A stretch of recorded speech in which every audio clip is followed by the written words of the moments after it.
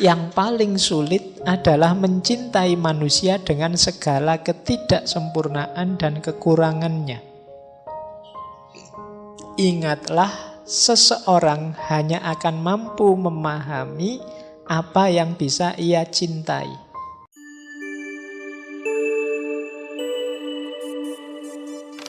Assalamualaikum warahmatullahi wabarakatuh. Bismillahirrahmanirrahim. Alhamdulillahi rabbil alamin. Assalatu wassalamu ala asyrafil anbiya'i wal mursalin Sayyidina wa maulana Muhammadin wa ala alihi wa ashabihi wa man tabi'ahum bi ihsanin ila yaumiddin. Amma ba'du. Bismillah teman-teman. Malam hari ini kita bisa melanjutkan lagi ngaji filsafat kita. Malam hari ini kita ada di tema persahabatan sesi terakhir. Nah, tema kita malam hari ini cinta, sebutlah mudahnya cinta sesama. Bagaimana kita mencintai manusia yang lain, berteman, bersahabat dengan sesama. Kita lanjut. Nah, ada satu syair yang terkenal sekali dari Maulana Rumi yang itu saya pecah-pecah. Bagi saya inilah simbol ekspresi pola gaya seorang yang mencintai. Jadi ada 7 nasihat yang terkenal dari Maulana Rumi yang ini pakai simbol-simbol alam semesta. Ya karena beliau mengembangkan paradigma cinta, berarti sebenarnya ini profilnya orang yang mencintai. Yang pertama apa? Orang yang mencintai itu dermawan dan suka menolong. Kata Maulana Rumi, dalam kedermawanan dan menolong, jadilah seperti sungai. Sungai itu kan banyak memberi apa saja pada masyarakat di sekitarnya. Sungai sering jadi pusat sumbernya hidup. Kalau teman-teman belajar peradaban-peradaban manusia awal, itu biasanya dimulai dari pinggir-pinggir sungai. Karena di situ kuncinya hidup. Dia memberikan banyak. Ya tidak menunggu balasan apa-apa. Meskipun kadang-kadang balasan kita pada sungai kan jelek. Kita kasih sampah lah, kita kasih kotoran lah, kita kasih apalah. Tapi sungai selalu memberi banyak hal. Nah, jadilah orang yang mencintai. Pecinta itu dermawan dan penolong seperti sungai. Nanti kalau teman-teman pulang dari sini kok lewat sungai, diingat-ingat kalimatnya Rumi tadi. Ingat sungai berarti ingatlah bahwa aku ini harus jadi orang yang pemurah, dermawan, penolong. Baik, ini yang pertama ya. Karena ini ditaruh pertama karena manusia itu cenderung pelit. Dan itu katanya Al-Quran sendiri. Jadi manusia itu cenderung enggan berbagi, ingin enak. Biasanya kalau orang kok mau berbagi itu ya yang dibagi yang sisa-sisa. Yang dia sudah menikmati terus bagi. Biasanya begitu. Makanya bahkan Al-Quran menegaskan ya kebaikan itu kalau kita menginfakkan yang kita cintai. Karena manusia itu cenderung pelit. Yang dikasihkan orang selalu yang sisa yang sudah dia nikmati. Jadi temannya pinjam laptop, aku belum puas pokoknya. Atau minta apa, ingin apa, ya nanti kalau aku sudah baru kamu. Nah ya makanya di banyak ayat itu Al-Quran kan nyindir kita, manusia itu pelit, manusia itu kalau memberi selalu yang jelek-jelek, sehingga terus ditegaskan oleh Al-Quran, lantanalul birro, kamu tidak akan dapat kebaikan sebelum berbagi apa yang engkau cintai. Hatta tunfiku ma tuhibbun. Oke, barang ya, nanti jangan Pak saya punya pacar saya cintai. Itu maksudnya bukan ke situ ya. Oke, jadi dermawan dan menolong. Yang kedua, dalam ketulusan dan kebaikan, jadilah seperti matahari. Matahari itu kan memberikan cahayanya, terangnya pada siapa saja. Tidak milih-milih. Di mana saja siapapun diberi. Orang tulus itu begitu. Kalau tulus kok milih-milih itu biasanya bukan tulus tapi pamrih. Pak, saya ikhlas Pak memberi teman saya yang ini, yang ini. Yang itu kok tidak diberi? Dia sering nyakiti hati saya kok. Berarti ini sebenarnya tidak tulus. Kamu milih kok. Yang menyenangkan kamu beri. Yang tidak menyenangkan tidak kamu beri. Jadilah seperti matahari. Siapapun diberi. Jadi tidak pilih-pilih. Kan matahari itu kan kalau pas panas ya siapa saja dapat kan, tidak milih ini anak malas tidak pernah kuliah nggak usah dikasih matahari yang sana, kan tidak begitu. Ya kamu rajin kamu malas ya diberi sama matahari. Nah jadi para pecinta itu tulus, simbolnya ketulusan itu matahari. Jadi selain jadi sungai, ingatlah matahari. Jadi kalau besok pagi jalan-jalan keluar terus kena matahari, sadarilah bahwa aku dalam hidup ini harus tulus. Tanpa pamrih. Matahari tidak pernah minta imbalan. Kecuali matahari mall ya, kalau kamu ke sana ya butuh, kamu harus bayar. Baik, jadi pecinta ciri keduanya tulus. Ciri ketiga, pecinta itu memaafkan. Dalam memaafkan, jadilah seperti malam. Malam itu maksudnya gelap, pekat. Sudah tidak ada apa-apa, tidak lihat apa-apa lagi. Jadi kalau kita sudah memaafkan orang, ya sudah. Anggap semuanya sudah tidak kelihatan. Jadi anggap semuanya sudah lenyap. Kayak kalau malam itu kita sudah tidak bisa lihat apa-apa lagi sudah. Nah, tidak boleh ada sisanya apapun. Pekat seperti malam. Kan sering kita itu memaafkan tapi ingin sedikit-sedikit membalas dendam. Sehingga sekarang saya maafkan tapi titeni saja. Nanti mesti itu masih ingin, sebenarnya belum memaafkan. Saya maafkan sih tapi hukuman Allah tidak akan, sama saja. Jadi kalau memaafkan seperti malam, sudah gelap kayak kita mau tidur lampu mati ya sudah tidak lihat apa-apa, tidak ingat apa-apa lagi terus tidur. Jadi kalau memaafkan seperti malam. Nanti kalau mau tidur malam hari, sadarilah bahwa wah ini malam ya, aku maafkan siapapun yang punya salah tadi pagi, kemarin dan seterusnya. Nah ini yang ketiga. Jadi pecinta itu pemaaf. Yang keempat, dalam kemarahan jadilah seperti mayat. Ya manusia itu yang normal memang kadang-kadang marah, kadang-kadang tidak berkenan terhadap sesuatu. Tapi begitu kamu sadar sedang marah, jadilah seperti mayat. Mayat itu kan sudah tidak ngapa-ngapain lagi sudah. Berarti apa? Kalau sedang marah berhenti. Jadi jangan ngapa-ngapain. Kalau hadis itu kan kalau kita marah saat berdiri duduklah. Kalau saat duduk marah berbaringlah. Kalau berbaring kok marah wudulah. Bukan gulung-gulung muter-muter enggak. Jadi kalau berbaring kok marah wudulah. Sholatlah bila perlu. Jadi jangan memutuskan sesuatu, melakukan sesuatu. Biasanya orang marah itu kalau melakukan sesuatu nanti disesali.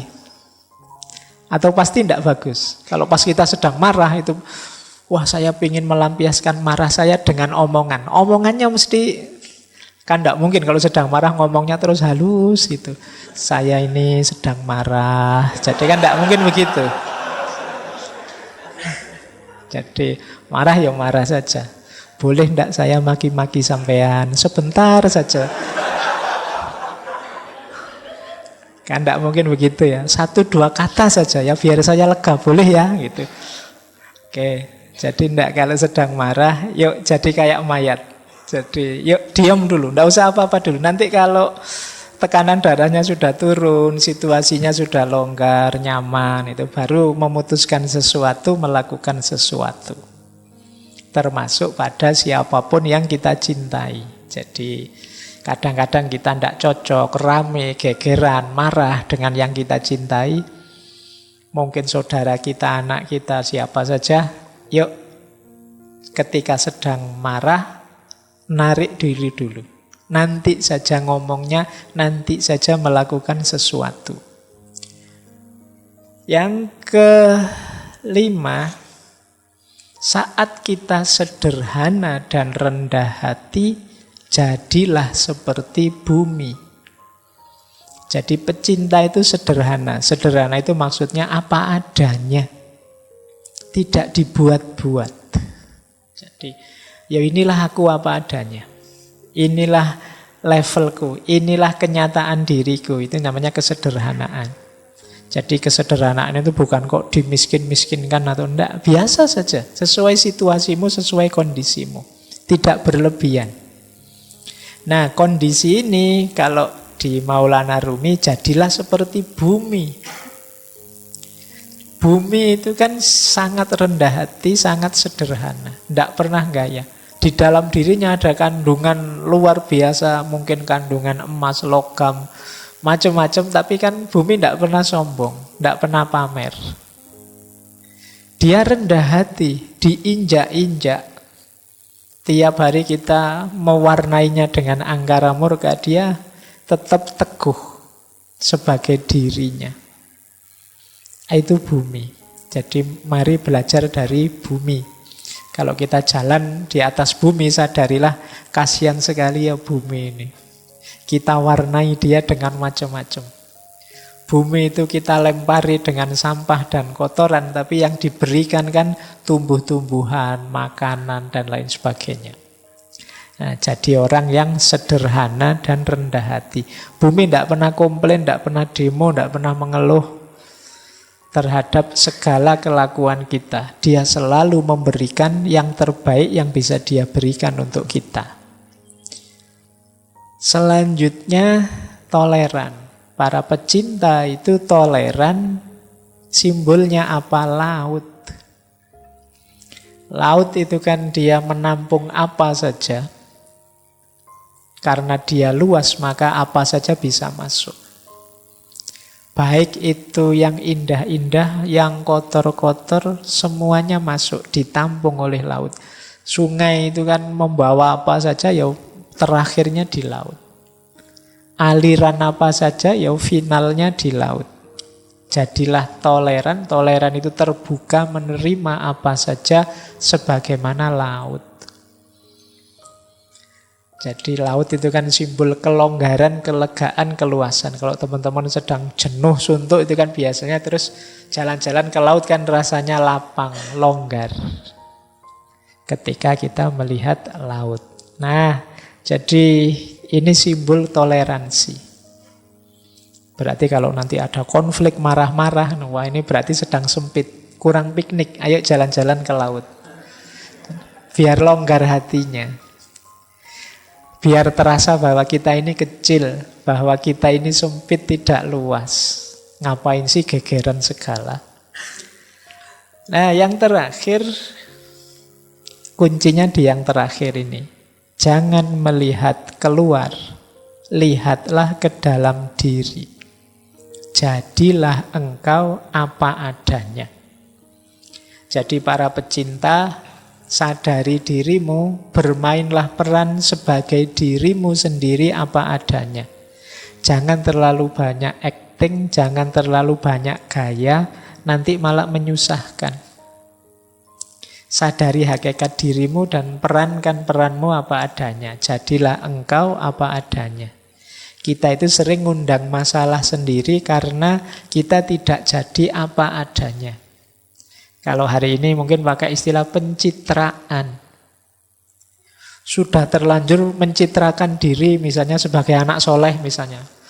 Sudah terlanjur bilang, oh saya itu soleh, saya itu. Itu kan terus jadi beban. Akhirnya kamu di depan orang tiap hari harus acting jadi orang soleh. Itu kan berat. Nanti ada apa-apa dikit, subhanallah, alhamdulillah. Loh, ayo, yo kalau soleh ya soleh saja. Nggak usah pakai acting berlebihan, sesuai dengan situasimu apa adanya. Jadi para pecinta itu apa adanya. Banyak ikatan cinta bubar karena para pecintanya ndak apa adanya. Kan banyak itu yang kalau pacaran itu begitu sayangnya, begitu nikah dapat 1 bulan, begitu menyesalnya dia, kok ndak kayak dulu ya. Jadi sudah beda antara dulu dan sekarang. Kemungkinan dulunya terlalu banyak pencitraan. Akhirnya sekarang menyesal. Walah ternyata aslinya gini. Tidak sama dengan dulu. Ya, kamu tidak apa adanya. Baik, ini 7 nasihat untuk para pecinta. Kalau kita nanti bersahabat, jadilah sahabat yang dermawan, penolong.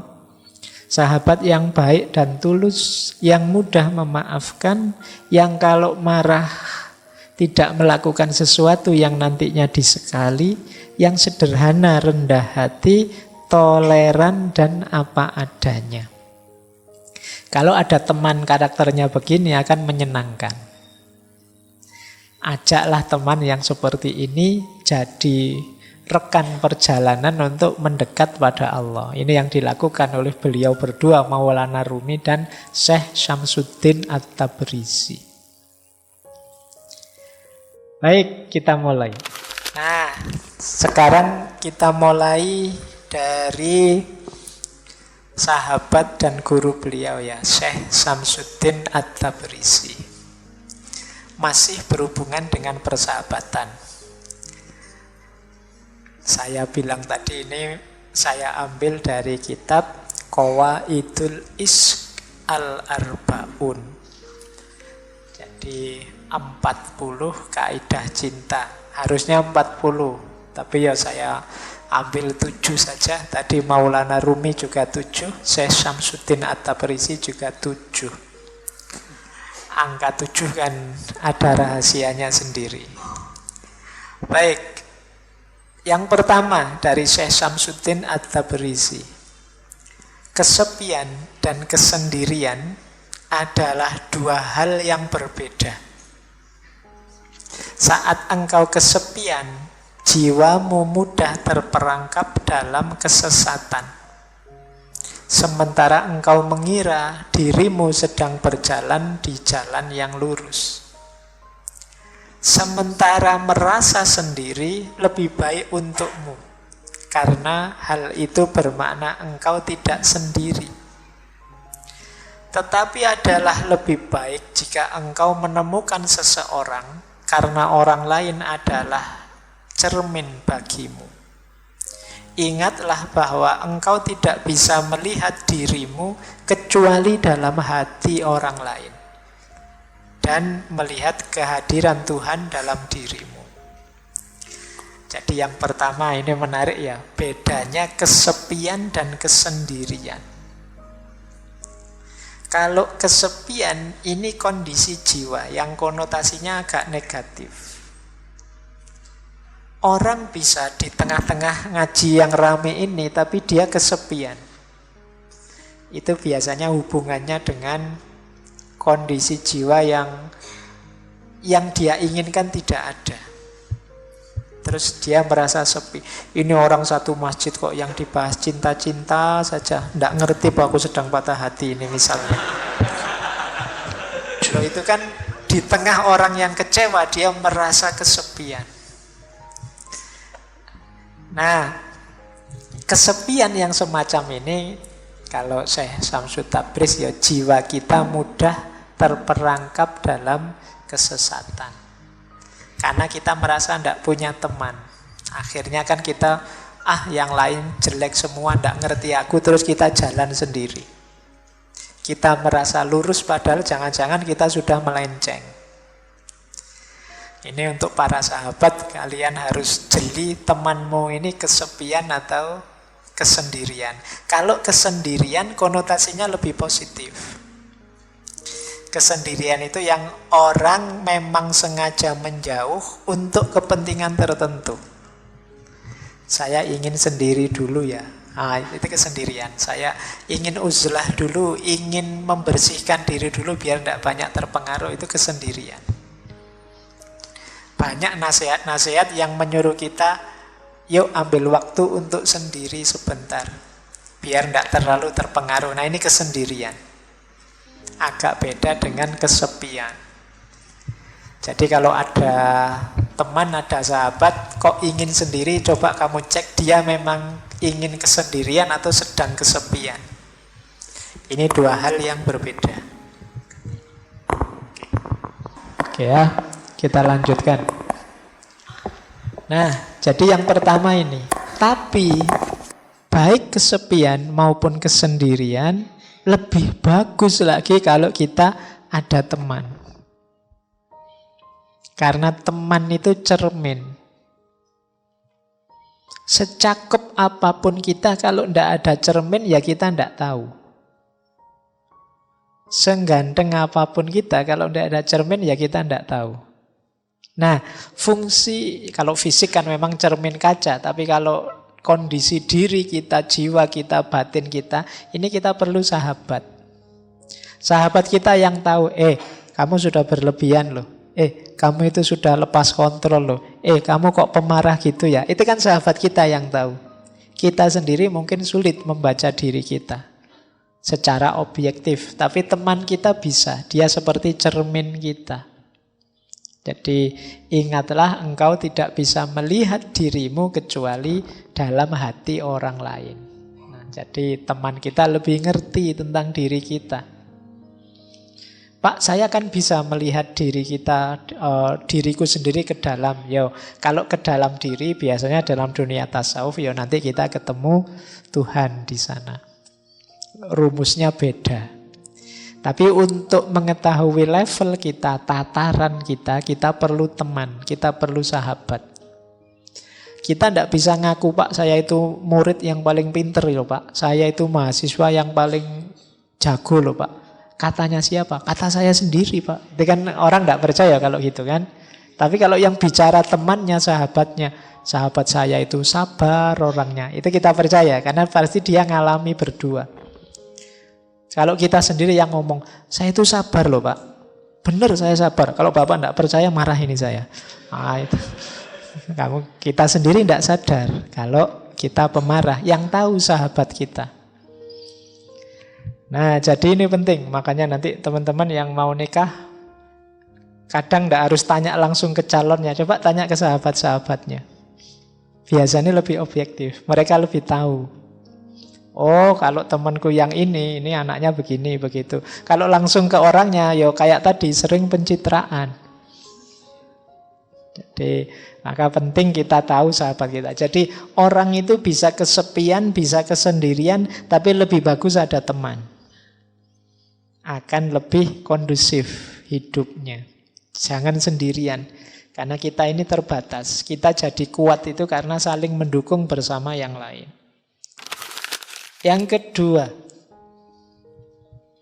adalah mudah bagi kita untuk mencintai Tuhan yang maha sempurna, suci, dan terbebas dari kekurangan. Yang paling sulit adalah mencintai manusia dengan segala ketidaksempurnaan dan kekurangannya. Ingatlah, seseorang hanya akan mampu memahami apa yang bisa ia cintai. Tak ada kebijaksanaan tanpa cinta.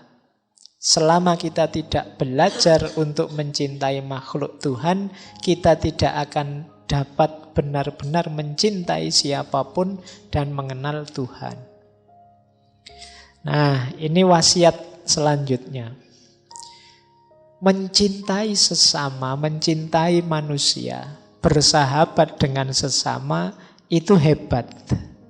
Karena sebenarnya sulit. Kenapa? Orang itu serba tidak sempurna, serba kekurangan. Kan banyak orang itu, Pak, saya nyari sahabat orang baik-baik. Sulit loh kita nyari orang baik-baik itu. Selalu orang itu ada kurangnya, ada jeleknya. Tidak mungkin kita ketemu orang yang sempurna. Loh, kita bisa mencintai yang tidak sempurna, itu hebat. Mencintai Tuhan, mencintai Allah itu lebih mudah jalannya. Kenapa? Allah Maha Kuasa, Maha Indah, Maha Sempurna, mudah.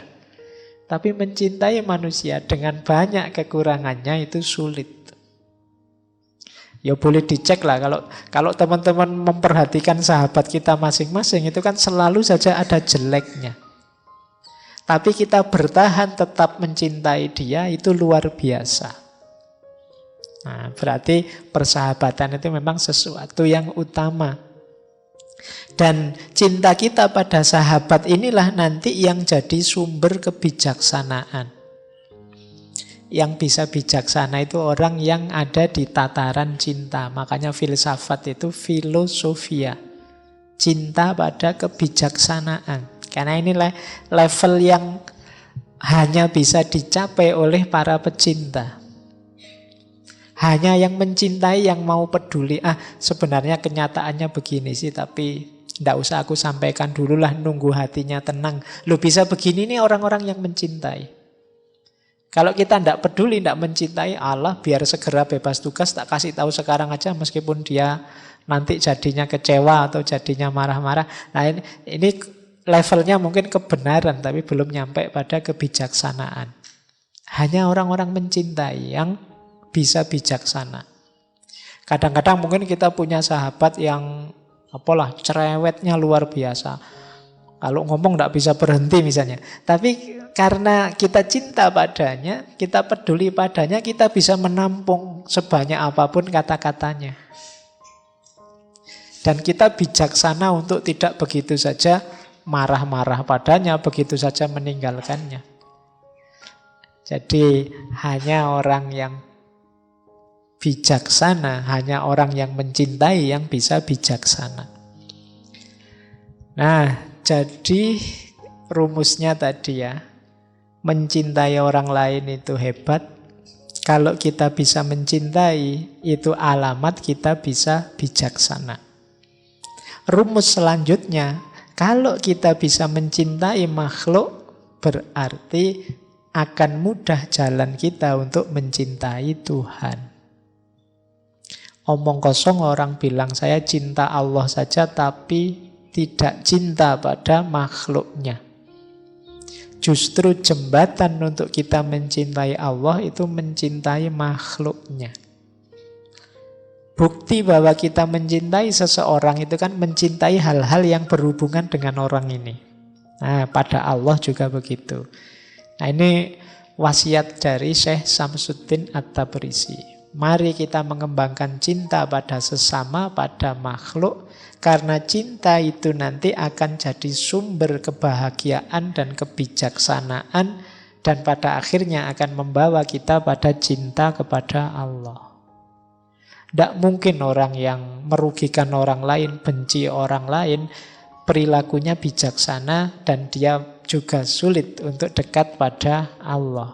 Karena orang lain itu adalah makhluknya Allah juga. Baik, yang ketiga. Kotoran yang sesungguhnya ada di dalam diri. Ada kotoran yang tampak dan mudah dibersihkan, tetapi ada satu jenis kotoran yang sulit dibersihkan dengan air bening. Itulah kebencian dan fanatisme buta yang melekat dalam jiwa. Kita bisa membersihkan tubuh kita dengan menjalani hidup sederhana dan puasa, tetapi hanya cinta yang bisa membersihkan hati kita. Jadi ada kotoran jasmani, ada kotoran rohani. Kotoran jasmani itu mudah kita bersihkan, ya antara lain hidup sederhana, puasa itu kan membersihkan fisik kita.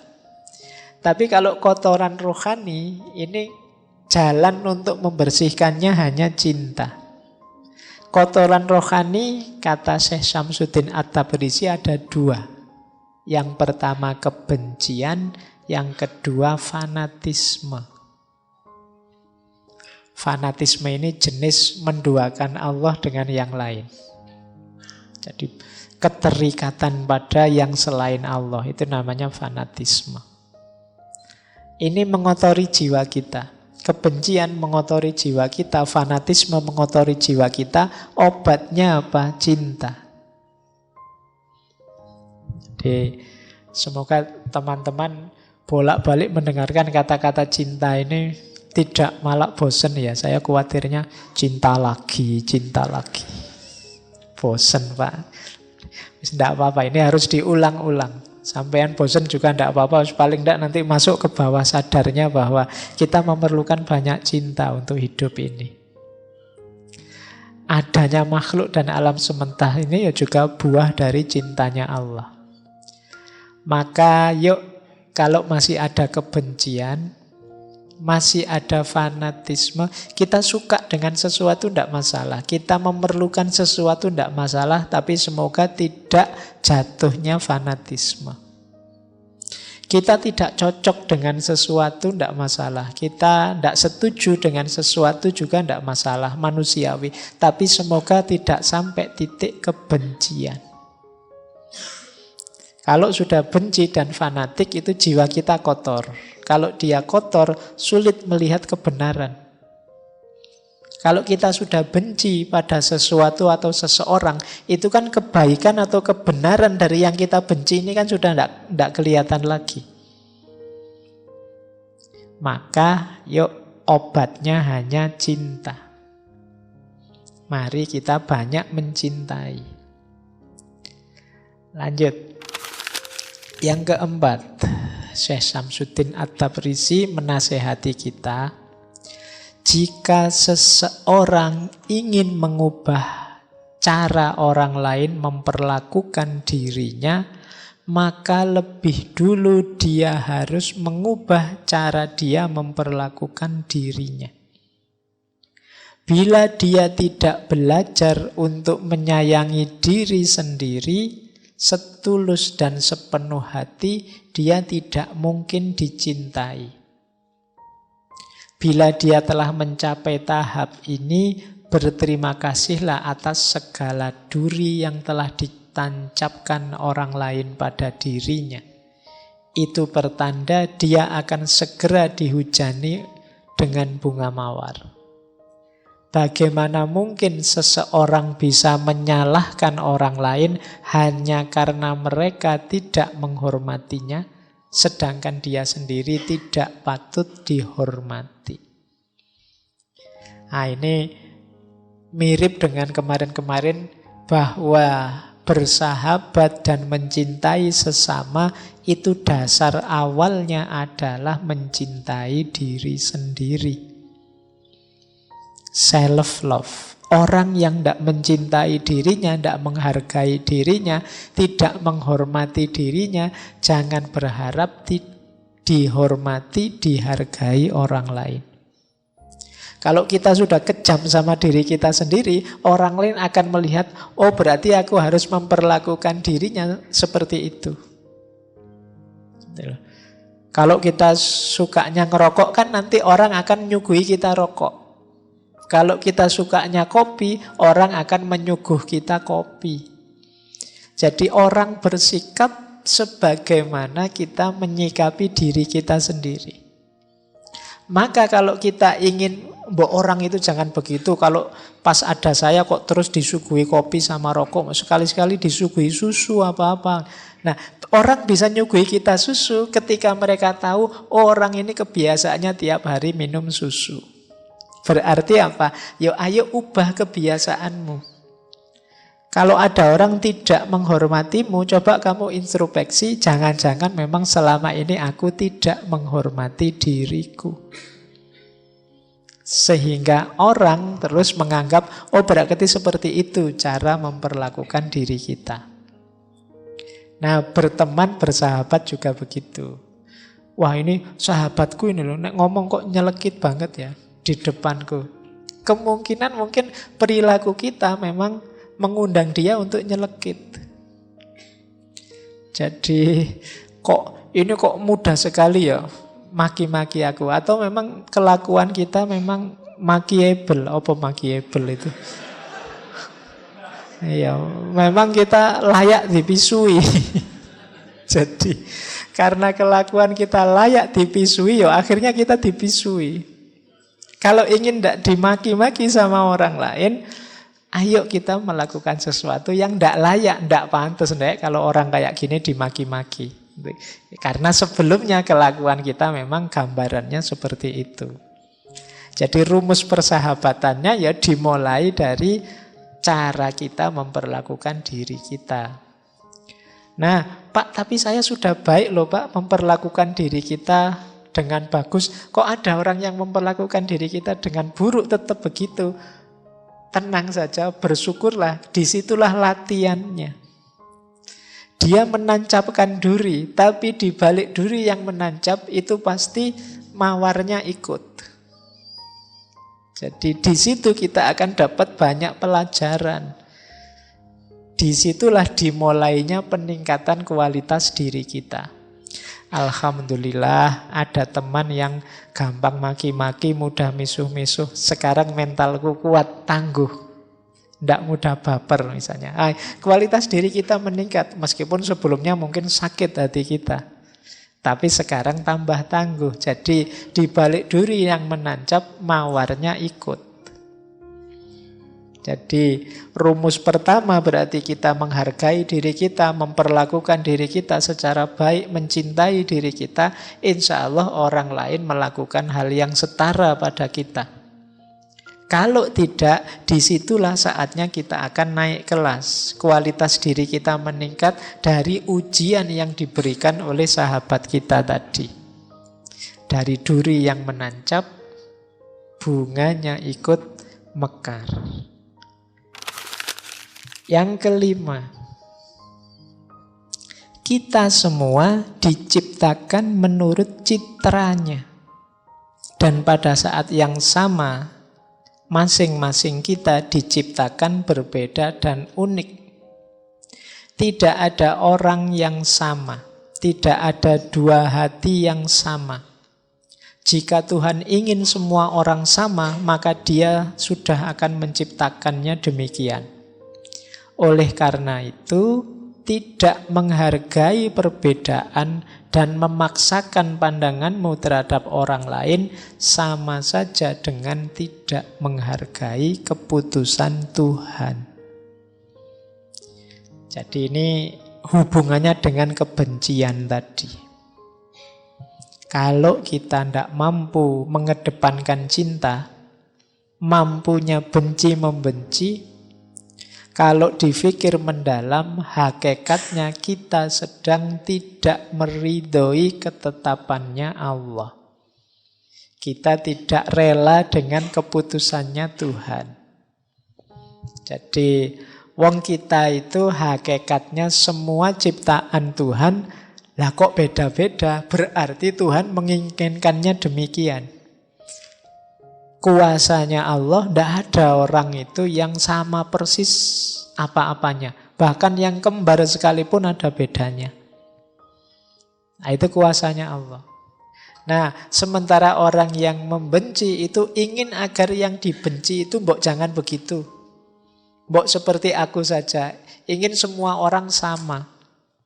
Dia tidak sadar bahwa, keputusannya Allah begitu memang, ada beda-beda. Maka dalam persahabatan itu bukan membangun persamaan, tapi membangun kebersamaan. Beda-beda tidak apa-apa. Dengan beda-beda itu kita saling mendukung, saling menguatkan. Jadi ini rumus persahabatan selanjutnya. Baik, kita lanjutkan. Yang keenam, dunia ini bagai gunung salju yang suaranya memantulkan gema. Apapun yang engkau ucapkan baik atau buruk akan kembali kepadamu. Oleh karena itu, bila ada seseorang berpikiran buruk tentangmu, maka jika engkau mengatakan suatu keburukan tentang orang tersebut, itu hanya akan memperbesar masalah dan engkau akan terperangkap dalam lingkaran energi keburukan. Dengan demikian adalah sangat baik, ini kalau ini ijazah dari Syekh Syamsuddin At-Tabrisi, bila kalau ada orang berbuat buruk pada kita selama 40 hari 40 malam, engkau mengatakan dan memikirkan hal-hal yang baik tentang orang itu. Di akhir 40 hari itu semuanya akan berbeda. Karena suasana jiwamu pun akan menjadi berbeda. Jadi ini sebenarnya nasihatnya begini loh. Kebaikan atau keburukan yang kita lakukan akan kembali ke kita. Kalau ada orang melakukan keburukan pada kita, jangan dibalas dengan keburukan yang sama. Karena kita akan terjebak dalam lingkaran keburukan. Balaslah tetap dengan kebaikan. Bahkan itu yang saya sebut ijazah tadi ya. Kalau ada orang kok sering ngomong jelek tentang kita, ayo dibales. Kata Syekh Syamsuddin, 40 hari 40 malam, ayo kita ngomong yang buruk, yang baik-baik tentang dia. Yang buruk-buruk lah podo wae. Kita ngomong yang baik-baik tentang dia, pikirkan yang baik-baik tentang dia. Setelah 40 hari akan ada keajaiban. Mungkin yang semula musuh bisa jadi teman. Ini semacam law of attraction. Kalau keburukan yang kita lakukan, ya keburukan yang akan hadir. Tapi kalau kebaikan yang kita ucapkan dan kita katakan, kita pikirkan, maka kebaikan juga yang akan hadir. Loh, kalau selama 40 hari kita ngomong yang baik-baik dan mikir yang baik-baik tentang seseorang, paling tidak kan kita sendiri yang terus jadi cinta padanya, tidak jadi benci. Energi kebencian tadi jadi berubah. Orang Jawa kan bilangnya tresno kuwi jalaran saka kulino. Kalau kita biasakan yang baik-baik, kita akan yang kita benci tadi lama-lama jadi kita suka. Apalagi sampai 40 hari. Pasti terus relasi kebencian akan berubah jadi relasi cinta. Yang ketujuh, di dunia ini bukanlah kesamaan atau keteraturan yang menggerakkan kita untuk maju ke depan, melainkan hal-hal yang bersifat kontradiksi yang nyata. Nah, ini yang terakhir ini harus agak hati-hati menjelaskannya. Dan semua yang bertentangan di dunia ini hadir dalam setiap diri kita. Oleh karena itu, seseorang yang beriman perlu bertemu dengan orang yang ingkar. Dan yang ingkar harus mengenal orang yang beriman yang teguh. Sampai masing-masing mencapai tahap paripurna. Keimanan merupakan proses bertahap yang memerlukan lawannya, yaitu kekufuran atau ketidakpercayaan. Ini kalau di filsafat namanya dialektika. Jadi kalau kalian ingin ngerti levelmu, sejauh mana tataranmu, apakah engkau sudah pas, kamu perlu mencari antitesis, counter example. Mungkin kalau dalam penelitian ya. Jadi, misalnya kalau kamu ingin menegaskan keimananmu kan kamu perlu, yang tidak beriman itu begini. Ini namanya hukum kontradiksi. Jadi untuk tahu sesuatu itu ada kan kamu harus tahu yang tidak ada seperti apa. Untuk tahu sesuatu itu baik kan kamu harus tahu batas buruknya di mana. Ini namanya dialektika. Karena tidak mungkin semua orang baik atau semua orang kufur. Ini masing-masing orang ini saling jadi cermin seperti tadi. Maka tidak ada satupun ciptaannya Allah yang sia-sia. Kalau kalian tanya, kok ada ya ciptaan ini, ciptaan itu? Tidak, semuanya ada mainnya, ada manfaatnya. Mungkin kita yang muslim mengambil parameter, oh ini batasnya kekufuran. Nanti mungkin agama lain juga punya batasnya sendiri, punya dialektikanya sendiri. Ini gunanya berteman, berdialektika. Sampai nanti batas paripurna. Mungkin kita beriman akan semakin beriman, akan semakin beriman. Yang kufur dialektika dengan kita, lama-lama dia juga jadi beriman. Semua lama-lama jadi memuncak. Jadi ini kalau di psikologi mungkin law of polarity, law of contradiction. Jadi hukum kontradiksi. Semakin kalau kita ingin berkembang ya harus tahu antitesisnya, yang nanti lahir sintesis. Semakin baik, semakin baik, semakin baik.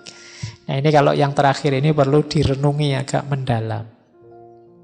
Bahwa baik dan buruk itu sesuatu yang berpasangan. Bahwa hitam dan putih itu berpasangan. Bahwa siang dan malam itu berpasangan. Kepercayaan dan ketidakpercayaan juga pasangan.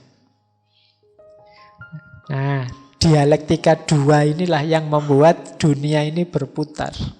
Dunia ini berjalan.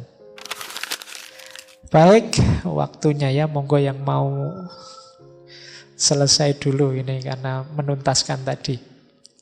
Nah, itu saya nulisnya salah, itu harusnya Jalaluddin Rumi, malah tak tulis jenengku.